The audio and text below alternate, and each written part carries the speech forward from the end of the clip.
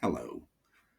This story is about Mickey, a little Durham miner.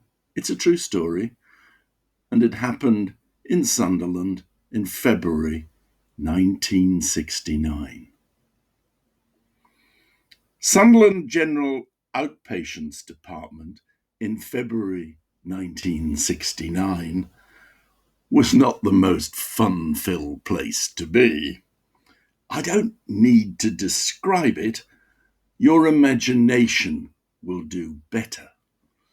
But I warn you, it was worse than that.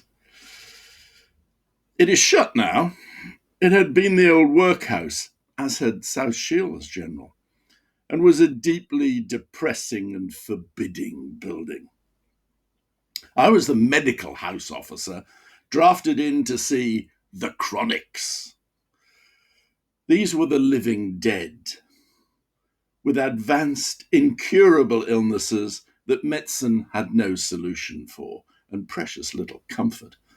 As the most junior doctor in the hospital, it was reasoned I couldn't make them any worse, and the cleverer doctors could be utilised on the newer patients who might just be more interesting, if no less curable. It was late in the afternoon. I was subdued, a little cowed by the inevitability of it all. Remember, I was only 22 and wanted to make a difference to people's suffering, but there didn't seem to be a way. Then I met Mickey. He was a little man, maybe 5 foot nothing in his socks.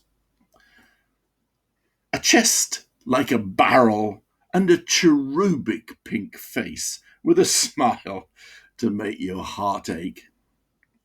He struggled in the cubicle. A room would be too posh a word, gasping and clutching from one support to the other.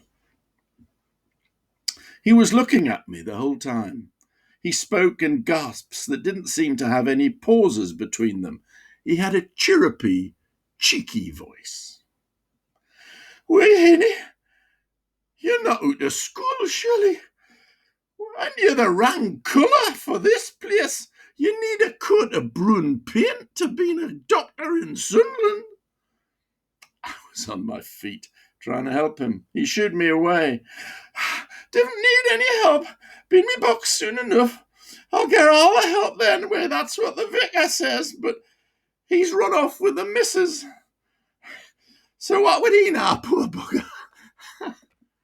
He cackled wheezily and sat with a rush, panting. I thought he was going to die there and then. I had no idea what I was supposed to do for Mickey, but that was not a unique feeling that afternoon. Mickey took a minute or so to get what was little of his breath back. I saw he was dressed in his Sunday best. Collar, tie, starched shirt, full suit with waistcoat and silver fob chain, and shiny black brogues. He looked like he'd just been redeemed from the pawn shop. He smelt overpoweringly of Vic and mothballs. In extremis, there are standards to be maintained, and he was doing that. Many of these attitudes died with his generation, and we are the poorer for it. But Mickey was the most fearless and irreverent of men. "Why, gan on. Ask me how I am. Do they teach you nothing these days?" How are you, Mr. Scott?" I obeyed, knowing I was outranked. Here was a dying man with experience of living. It was his show. "Oh, bloody knackered. I've not enough puff to blow out a lucifer." He was triumphant to have got his opening gambit out with a finality that left few avenues to explore. I couldn't think of anything to say. I vaguely remembered that Lucifer was a First World War slang for a match, and some expressions linger in little communities. "Lucifer? Oh, that's an odd word. Match, isn't it?" He broke into a wheezy song.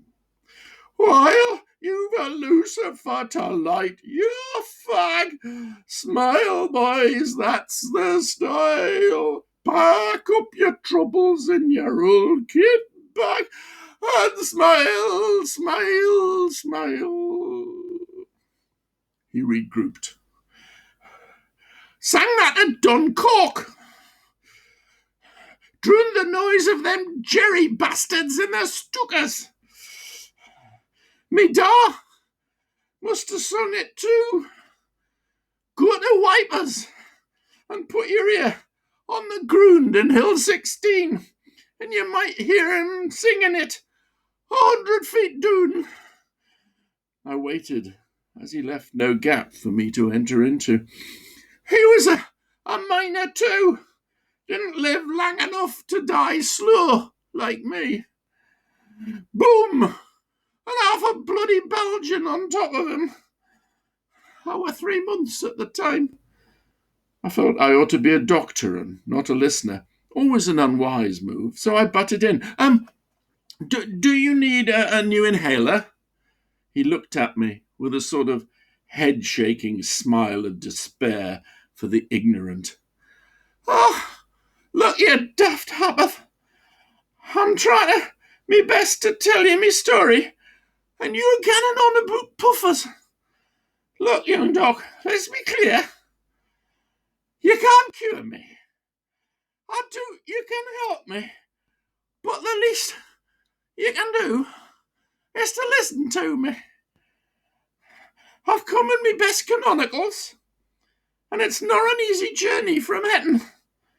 Give me some respect, and I might learn you something.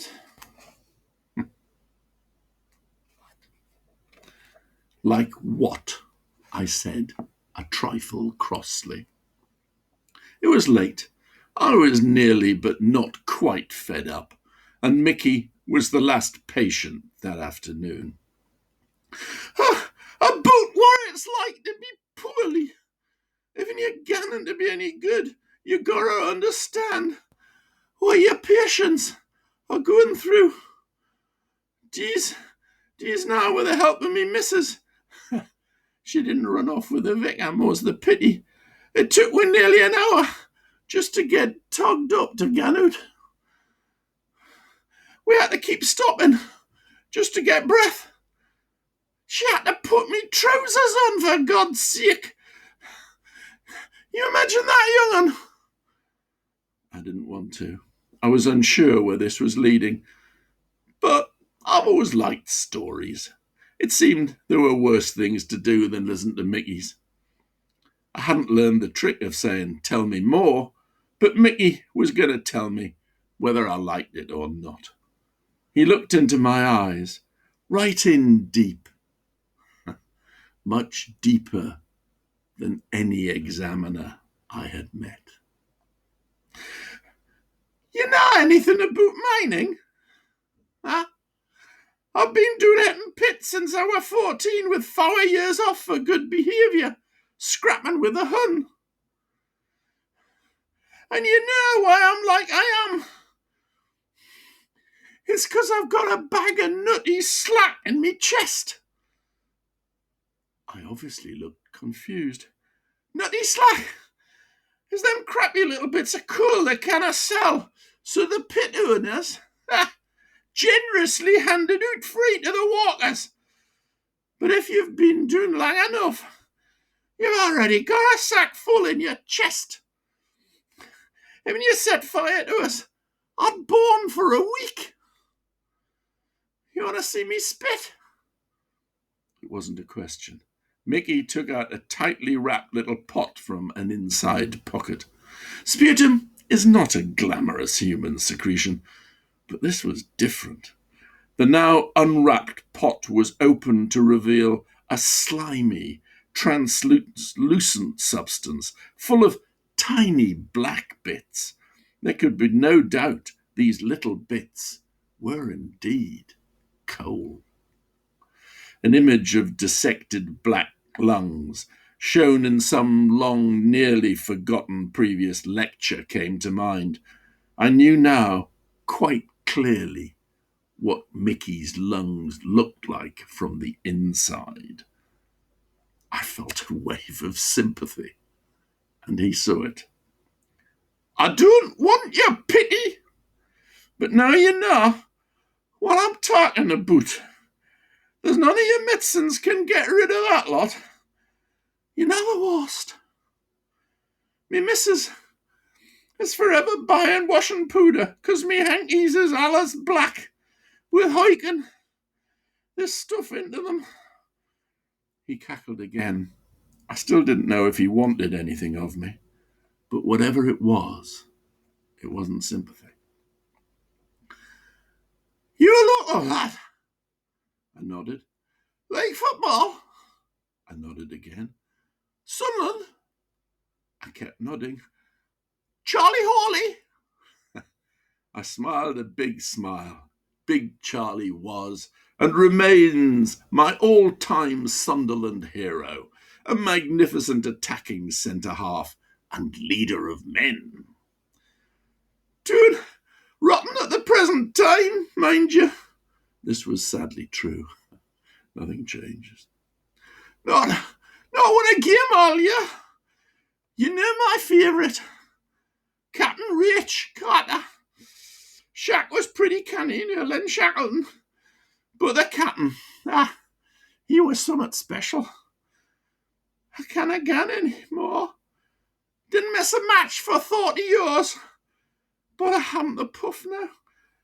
I can't get up the stairs. Shame. But at least I tell myself there's not worth watching. Do you want to listen? Listen? To me chest. Oh, I want to listen. The God knows what for. Oh, here. Give us a hand with me jacket and we'll find a gap for your tubes. We did, after a struggle. Mickey breathed and I listened. I expected wheezing and rattling, but couldn't hear anything. I checked my stethoscope. Mickey grinned triumphantly. No to hear, eh? One of them top clever clogs sheared me off to the students once. Mr. Taylor, he said in an exaggerated, posh voice, has no sounds in his lungs because he has no air in them. You need air to produce the sound. He has silent lungs, a very advanced sign, I am afraid. He slipped back into deepest wearside. That were 5 years ago, and he's dead. Heart attack, and I'm still batting. He said I was a pink puffer. I thought he was talking about a train, but when he said the other sort was a blue bloater, I thought he'd been doing the fish key. But you know, a couple of me mates were big and blue all hour, and they're in their boxes now. Mickey was referring to the traditional description of the 2 types of respiratory failure usually seen in miners. Small, skinny, gasping men who stayed pink to the end, and their friends who developed heart strain and then heart failure, known by the Latin name of cor pulmonale. They filled up with fluid and were cyanosed all of the time because not enough oxygen got into their bloodstream to make it the usual red colour. I began to help him get his jacket back on and mentioned the possibility of a flu injection. I don't hear. There's no point. Do you think I want to keep living like this? I want the reaper to come. The sooner the better, if you ask me. Protect us from flu? Would be a God's blessing to get a quick, vicious one, kidder. The day I have one of them jabs will be the day I snuff it. Prophetic, as it turned out. I better be away now. Didn't want to miss the bus. And you had enough for one day. But I haven't done anything for you. I know you have, kidder. But you've been a change. 3 months if I'm still here. It was only the next day that Mickey ended up in the medical ward. He was grey and in extremis, but still joking. You still here? He said, recognising me. I thought you'd be back in kindergarten. I wish somebody would say that to me today. Little Macca miners do not die easily, however. He struggled on for a few weeks, wearing a sort of nightie, as he hated anything tight at night. He also wore a bed cap. Sister christened him Wee Willie Winky. He needed virtually continuous oxygen, provided by an array of heavy black cylinders surrounding his bed. Mickey said it felt like being in a U-boat. At night, you could spot Mickey's cot by the bright glow of his woodbine, burning beautifully in almost pure oxygen. No one stopped him. They'd grown to love him too much. Besides, all the nurses smoked in those days, as did I. In fact, a communal name for nurses on night duty was a fug. Mickey's spirit remained uncrushed by illness, and the haunted look of the dying was conspicuously absent. There was no reproach in his eyes. The only time I saw fear was shortly before he died. I was hurrying through my examination that day, and he spotted it. Where's the fire, Doc? I told him it was my job to immunise all the hospital staff against Hong Kong flu that day, and that I was already late. Well, I'm dying, and there's nought to do but keep me comfy. So get on and keep living healthy. I'm a bit fed up, mind you. So if I'm still around tonight, promise you'll give me one of them jabs you're given. It seemed an odd logic, but who was I to argue? I was about to go when he caught my hand and held it. Promise me, Doc. There was a brief glimpse of real fear deep in those black eyes. You won't let them bury me, will you? I'll make a good fire, but I couldn't stand all that earth on me for eternity. I've been under the ground too long already. The missus wants me next to her lot on Hetton Hill, but I want me ashes on Rurka Park. Promise me. So I did. We were too efficient at immunising, as it turned out. We did all the staff in one frenetic day, but the vaccine was a rush job and improperly centrifuged. So it was the next day when 75% of the nurses and doctors did not turn up for work because of reactions to the jab that caused the crisis. Mickey joshed that as there was no one left to look after him, it was time he went. He insisted on the flu jab and held my hand. A promise is a promise. I nodded. He relaxed and died peacefully that night. His wife, in fact, told me she would never bury him, as she understood his fear and promised to get one of his sons to take his ashes to the football ground.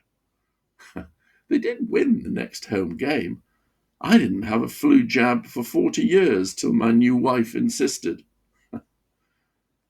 They don't make them like Mickey anymore. Goodbye.